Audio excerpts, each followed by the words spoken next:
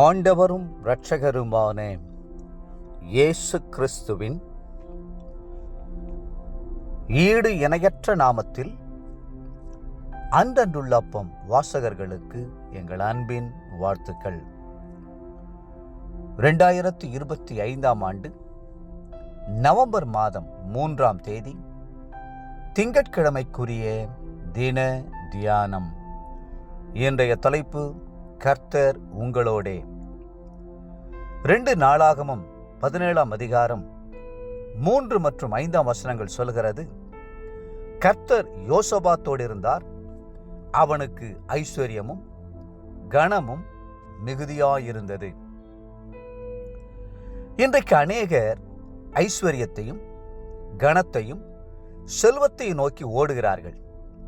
இவர்கள் எவ்வளவுதான் வேகமாக ஓடி அவற்றை அடைய முயற்சித்தாலும் அவையோ இவர்களுக்கு எட்டாத தூரத்துக்கு நகர்ந்து விடுகின்றன.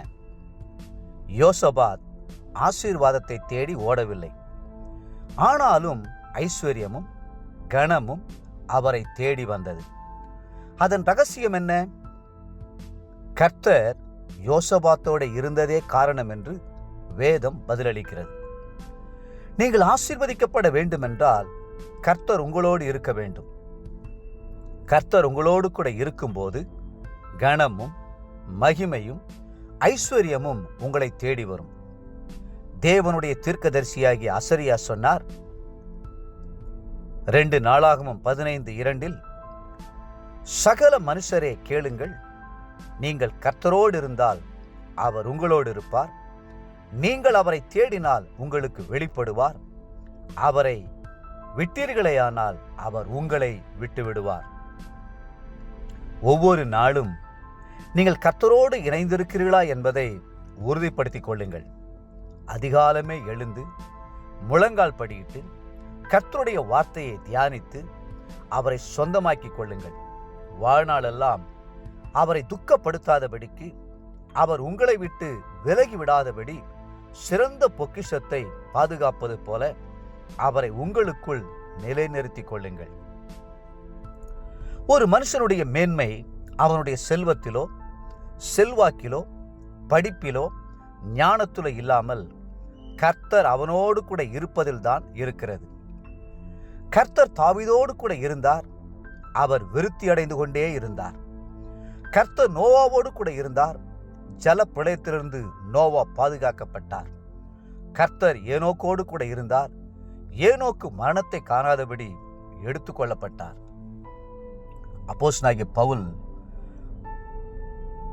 மார்த்தட்டி முழங்குகிறார், தேவன் நம்முடைய பட்சத்தில் இருந்தால் நமக்கு விரோதமாய் இருப்பவன் யார்? ரோமர் 8:31. ஆம், கர்த்தர் நம்மோடு கூட இருக்கும்போது எந்த விரோதிகளும் நம்மை எதிர்த்து நிற்க முடியாது.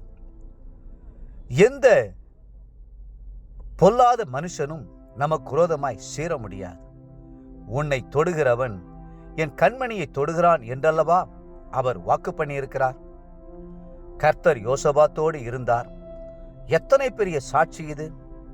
உலகம் உங்களை பார்க்கும்போது உங்களோடு கூட கர்த்தர் இருக்கிறதை காணட்டும். கர்த்தருடைய பிரசன்னமும் சமூகமும் தான் உங்களை வழிநடத்துகிறது என்பதை காணட்டும்.